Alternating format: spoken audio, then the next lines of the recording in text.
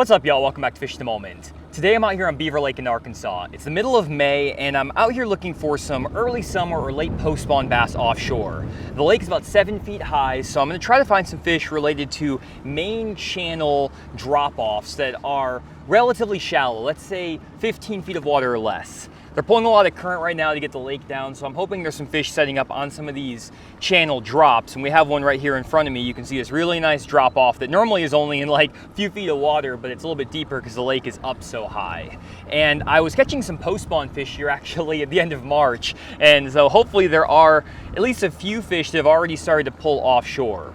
We're going to graph a lot of these little drops and ledges in, again, that same depth zone we talked about earlier, 15 feet or less, and I'm hoping to find at least a few fish grouped up. A lot of times in this kind of late post-spawn, early summer time of the year, you're not going to find massive schools of fish, though if you do find some, you can find some really good quality fish, and at the same time, you might stumble upon the mega school or a mega group of them. So let's take a look through here. We're going to graph around a lot of these drops. You can see that really nice drop on our side scan over here. Right in through here. That's a really nice drop. No fish on it right now, but hopefully one of them is loaded up. Okay, so there's our first sign of life actually right here. We have a nice ball of bait that's here in 15 feet of water, which is a great indicator right there that we need to be fishing in this depth zone. And we actually see a little bit more bait, and there's actually a few fish sitting on this brush pile right here. I'm gonna keep graphing this for a second, but I wanna jump right here. You can see some fish sitting up right on that drop. There's a bass right there. That's a bass right on some shad. We're going to mark that really quick with the fish icon. Then we're going to keep graphing around here. We're literally on our first little drop off, and there's already some good stuff happening, which is a great sign. This drop here at this point is a spot I've caught them on in the past, and normally it's pretty shallow again, maybe in that like 3 to 5 foot zone, but with the lake being so high, it is a little bit deeper. And that last fish we marked was kind of on the edge of that channel, right where we would expect to find some fish. So I want to regraph around there. That piece of brush there is perfect. We should be able to catch a fish, maybe cranking on that or something, maybe dragging a worm. And I want to kind of keep them honest to figure out what type of depth they're on, type of structure. Are they on all the different little brush piles? Are they more on rock? Anything can kind of be in play as we get started here. But I will say that it looks like a lot of those fish are in that kind of 15-ish foot zone. That's where the bait fish are, and that's where the fish are that we're seeing. So let's graph back over this. I just want to see if we can see a few more fish setting up around here. There's a few random dots, a few random smaller fish out here, nothing crazy, just a few small fish.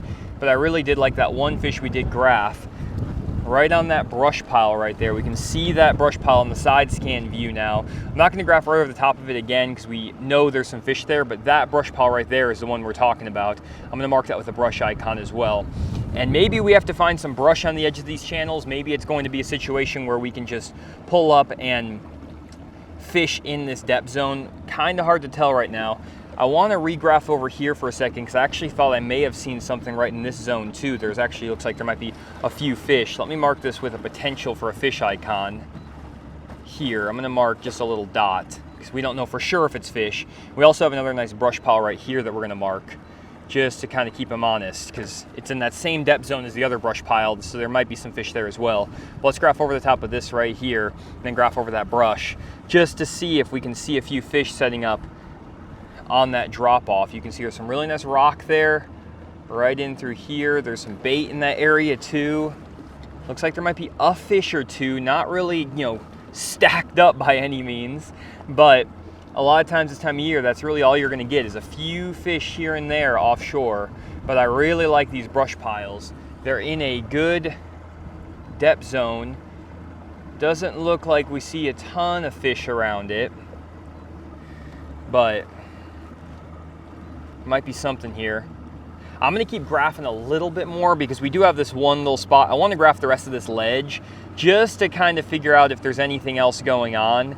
And I like to at least have 2 or 3 little spots found on these areas before I start fishing, rather than just fishing the first spot that we see, because a lot of times you can find a little small group of them like we have here and it looks okay, but then you keep going down the drop and it's absolutely loaded. So let's keep graphing around to see if we find anything else interesting. Okay, so I'm gonna pull up here and fish this spot really quick where we graphed a couple of fish on a piece of brush, and I'm actually just going to crank my way down this drop off just to see if there's any other scattered fish around. This is a pretty common approach that I take this time of year in the early summer, kind of post spawn, is get on a lot of these drop offs that are right on the channel, pick up a crankbait, and there's one right there. Caught one right off the bat here, no forward facing, just cranking them. We saw that bait fish there, we saw a few fish in the area, and without forward facing, one of the best ways I know to catch these fish is just to pick up a 6XD and crank these drops. We didn't, again, see too much down there, but we saw enough fish activity that kind of felt like we might be able to put a fish in the boat. Not a big one, just a spotted bass to start the day, but that was like my first or second cast, which is pretty sweet.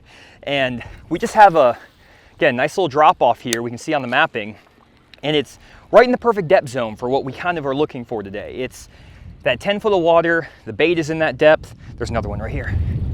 And we didn't, again, see like a massive school of them, but there's a lot of scattered brush out here, and it just feels like the type of spot where we should be able to start catching some, and not big ones, just little spotted bass, but we did see a couple of better quality fish as well up in some of that brush. We haven't even made it up to our waypoint yet, so it's pretty sweet. No forward facing sonar. I know you guys, some guys are complaining when I do use forward facing, and then I don't use forward facing like this. So if you guys like these non-forward facing videos, leave a comment down below letting me know that you like them. Don't just leave the comments on the forward facing ones letting me know you don't like them.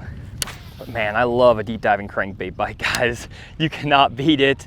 And again, we're kind of just using context clues from where we think these fish should be setting up, almost like when you're fishing down the bank. In addition to the presence of bait fish, there's one. And kind of what we're seeing, and I don't know why, maybe I didn't see this school when I first graphed it, but I'm getting them every single cast. I don't know why I'm not seeing these fish on my side scan or whatever, but we're catching them literally every cast right now on this spot. This is pretty fun on that 6XD. Not big ones, but gosh, I much prefer catching them on a 6XD crank with a bait caster than catching them on a minnow any day of the week. Here we go, nice little spotted bass there on the 6XD. We are literally just spot locked here now, firing out there, and right on top of this point. I just had a feeling this spot was gonna be good. I don't know, sometimes you just have to follow your gut, and I feel like when we graphed this spot, I should have probably seen these fish, but for whatever reason I didn't. Oh, he jumped me off. There was another one right there. We saw some fish. I didn't see this many. One thing about it though is I do have my settings on my 2D sonar, like I've talked about countless times, where I filter out a lot of these smaller fish. And actually, remember, we did see, I'll throw a screenshot up, a little group of smaller arches. And I was like, those are probably little fish. And that's probably the fish that you're seeing here. Another one. And I'll show that screen recording. I didn't even think about fishing these on this exact spot because they're small spotted bass, but it's still a lot of fun catching them real quick here. And I didn't mark that little stretch. We have some better fish on that brush pile up there. Nice little largemouth right there. Another fish, catching them every cast. So now that I'm kind of thinking about it, we did see some fish here. A lot of times I just kind of get in the autopilot of looking for 2 to 3 pounders versus just looking for these little ones. And I just ignore these fish most of the time when I'm out here on the lake. But right now it's pretty fun. So maybe I shouldn't. I'm catching them every single cast up here right now with this crankbait. This is amazing. So fun. Feels like there might be, oh no, just got them kind of foul hooked. Might be, I was gonna say there might be some better fish up here, but they're all just these little guys. But there's a pile of them, catching them every single cast on that crankbait. This is a Strike King 6XD in the, this is the Chartreuse Sexy Shad color. This is actually a hard knock version. I'm trying to throw a little bit of a different kind of crankbait, like this hard knock one, just to kind of throw something different from what the other guys out here are throwing. Don't know if it makes any difference, but I throw a hard knock and a lipless crankbait, so why not throw a hard knock on the 6XD? I missed my cast on that one.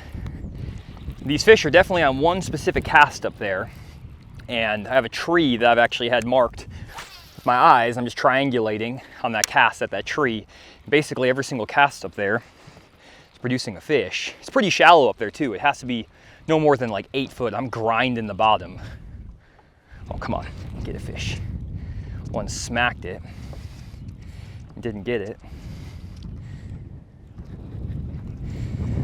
Come on. I had 2 hit on that cast. See if we can get another one.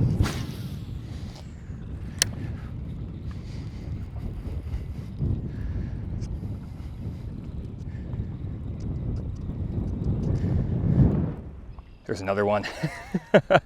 Every single cast. I kind of want to see if I throw a bigger bait down there, if I'm actually going to get a bigger fish or better quality fish. Because a lot of times a 6XD, you'll find you can catch a lot of the little ones. If you pick up a better or a bigger bait, you can catch some bigger fish. It's actually a quality largemouth right there. That's a good keeper. I would take that to start my limit any day of the week. It's a really nice largemouth, solid keeper out here on that crankbait. My goodness. Here we go. Really nice fish. That's a solid 15-incher out here on beaver. I'm actually going to pick up a bigger crankbait. I'm going to go to this 8.0 square bill just for a cast or two, just to see if maybe I can get a bigger bite versus that smaller 6XD. It's not that big of a difference in the bait, but sometimes just going to a slightly bigger presentation will trigger a little bit bigger bite, but also a lot of times you won't get the fish to actually eat it. So let's throw it a couple times and just see. Okay, so nothing on the bigger 8.0, which may mean these fish are just not all that big. Let's put this down, pick up the 6XD again, because sometimes, again, that 8.0 can get you a bigger bite, but it might just be too big for these fish on this spot. So there's another one. Next cast on the 6XD. I'm telling you, bait choice matters so much a lot of times on these schools. And right now, I mean, these fish are not that big, so they're eating the 6XD, but there is a pile of fish down here. I mean, I'm catching them every single cast. I know these aren't big ones, but I mean, who doesn't want to just pull up on a school like this and just start freaking hammering on them? I'll regraph this after I'm done too to show you exactly what these fish were looking like again. I think I got a decent screenshot on them when we first graphed this, but also probably bust the school up pretty good, many as I'm catching, so we may not see as many up there. I also need to develop my crankbait muscles again because my arm is already getting sore. I need to like warm up before I crankbait fish in the summer. Really quick guys, I want to let you know about a new seminar I'm offering on fishthemoment.com. This new age ledge fishing seminar focuses on techniques that have been developed over the past few years using forward-facing sonar to target offshore bass on ledges. I'll be talking about how to utilize these techniques both with and without forward-facing sonar to gain an advantage over other anglers on your lake. Definitely check out the seminar at fishthemoment.com. There he is. Got him. There we go. Had to switch it up a little bit, went to a big worm because I couldn't get these fish to eat the crankbait anymore. And that one absolutely choked it. I missed one in the cast before that. He actually took my tail, and that fish still ate it. That's wild. Just a little 3/8 ounce 5/0 Ozark rig from Core Tackle with the Big Bite Baits B2 worm. Let's get another worm on there. They stopped biting the crankbait, so I switched up to a Texas rig, or I guess an Ozark rig, and just throwing it down there with that big worm. There we go. They stopped biting that crankbait, so I switched over to this Ozark rig with this Big Bite Baits 10.5-inch plum apple worm, and I'm just rigging that Ozark rig, threading the worm up there. It has a big chunk of plastic, but it holds it up really well once you kind of get it over the top. You just rig it like that. This will cause worms to wobble on the fall. It's pretty crazy, and they were fighting over that thing. It's pretty cool. Basically, this is kind of my 1-2 punch on a lot of these spots this time of year. Throw the crankbait first, and then if you stop getting bit on the crankbait, pick up a slow moving bait like a worm, a football jig, something like that. I like a big 10-inch worm this time of year because I feel like I can get some really good bites, and they just eat it really well, even smaller fish. So it is a great kind of cleanup tool. I think I missed the cast on that one because of the wind, but if I can hit my cast right, it seems like they're biting at almost every cast. There's another one. Doesn't feel like a big one again, but finally got another one on the crankbait here. They kept on just hitting the back tail of my worm, and it's because they're all just these little tiny runts left, unfortunately.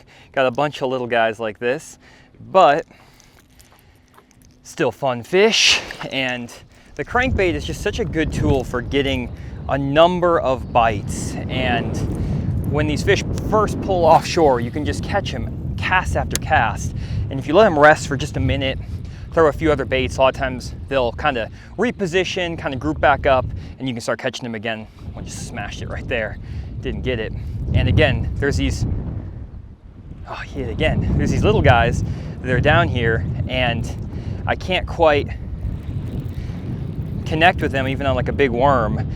And eventually these schools will actually turn into bigger fish. For some reason, especially here on beaver, these first groups that pull out here are just these really small fish, and then they'll start to get bigger into kind of the end of May into June. But if we get lucky today, we're going to be able to find a group of them that has some bigger fish further up the river somewhere. And to kind of target those fish, I need to use bigger baits. So I'm going to be needing to throw that like 8.0 square bill and like a big 8-inch depth Sakamata shad and stuff like that to try to see if I can get a bigger bite. But just to start the day here, there's nothing wrong with cracking a bunch of fish on a crankbait just to kind of get those summertime vibes started. And that crankbait bite's kind of dying off right here a little bit, unfortunately. But we haven't even made it up all the way to our waypoint where we actually marked some fish, a better quality fish on some brush. So let's make our way up there a little bit, get all spot lock, and kind of get lined up on this spot just to make a few casts to see if there's anything there, maybe drag a worm on that for a second, and then after that we'll keep rolling. Okay, so these fish kind of stopped biting here, but I did want to graph over this again with the 2D sonar, down scan, side scan, to give you an idea of what these fish look like. We saw a few of these fish earlier, and I busted up the school pretty good, so it's probably not going to look nearly as good as if we had graphed this when we had first got here, but we can see a handful of dots actually on that 2D and down scan view. They're barely visible. I saw these fish when we first graphed over. I didn't really mention them because they were just so small, but you can see them right in here. So that dot right there, there's a little school right in here. They're kind of hard to see. I'm going to go back over here on our individual views. So these little tiny dots, they're super hard to see right in there. Those are your bass sitting tight to the bottom, 12 foot of water, same depth as the bait. Same thing on our 2D sonar, and this is why I like to use 2D sonar a lot, because you can see these little arches a little bit clearer with the color palette and stuff that I use on 2D with my Lowrance. These fish though, you can see these arches are very, very small. They don't have a lot of mass to them, so I could tell they were small fish. 99% of the time I just ignore these fish, but I thought it'd be a good idea to maybe just make a few casts over here. And there's actually even a few more just setting up around in this area. So there's more fish to be caught here, but again, they're not very big, so I'm not going to worry about that too much. But it just kind of goes to show that the settings in your graph can be very important, because if you don't have your settings right, you can completely miss those fish. And I can set my settings so that those fish are visible and I can actually see them, but that defeats the purpose for me, where I want to really make sure when I see arches and dots on my screen that they really pop and they show themselves as like 3 to 4 pounders. And if you want to see a video explaining how I do that and my logic behind it, I'll leave a video link down below of exactly how I kind of use those side imaging or the down imaging and 2D sonar views to differentiate the size of the fish. Well guys, that was a lot of fun catching them on that Strike King 6XD hard knock version. Definitely try this hard knock version of the 6XD. I do think that the different sound can make a difference on some of these schools that maybe are conditioned, especially as guys start fishing out here more and they're throwing regular 6XDs. I do think it can make a difference for sure, and I've seen it happen in the past. As far as my gear with this, I was just throwing the Denali Lithium Pro 7'6" medium heavy moderate action crankbait rod. A great rod for throwing these deep diving crankbaits. I love the solid handle and the cork here. If you want to pick up one of these rods, actually, you can get a 30% discount at denalifishing.com using my discount code down in the description. So definitely take advantage of that. You can get these rods at a really great price. Pairing that up with just like a 7-year-old Abu Garcia Black Max winch. They don't make this reel anymore, but it's a 5-to-1 gear ratio, which is my preferred gear ratio, with a deep diving crankbait, and I'm just pairing that with some 12-pound fluorocarbon line. So that's my setup. Didn't catch a bunch of big ones off this spot, but we're just getting started with the day. I'm gonna stop the video here though, and then kind of show you in the next video how I might target some better quality fish. We kind of got on this first spot, got on the board really quickly, and it's a good way to kind of get some momentum, but now we need to figure out how to put some better quality fish in the boat. So I'm gonna keep fishing, but you guys will see that in the next video, so make sure you subscribe so you don't miss that video. Other than that, see you guys in the next one.